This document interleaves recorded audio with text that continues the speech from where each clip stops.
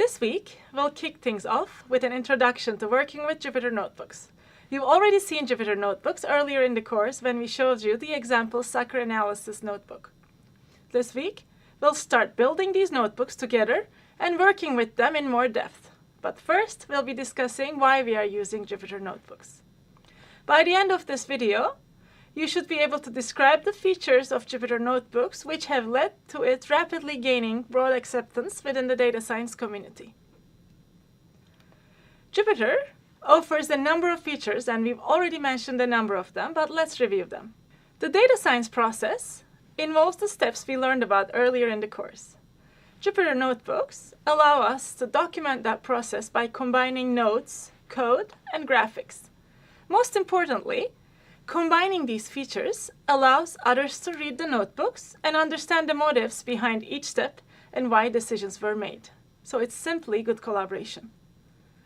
Going along with the importance of the documentation and collaboration, this is also simply good science.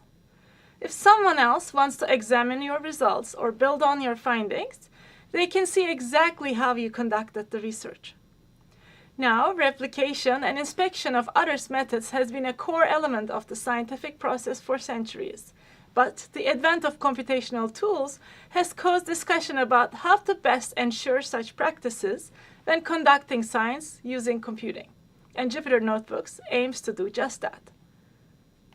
Jupyter Notebooks don't just contain your notes and process, they contain your results as well. You can easily share the notebook in a variety of ways with colleagues and present your results alongside the process. And lastly, as we mentioned before, Jupyter supports Julia, Python, R, three of the most popular programming languages for conducting data science today, along with other languages. I personally moved to Jupyter Notebooks as soon as I saw what they had to offer, and many of my colleagues have made the same switch. So this lesson is all about getting you up and running with the notebooks.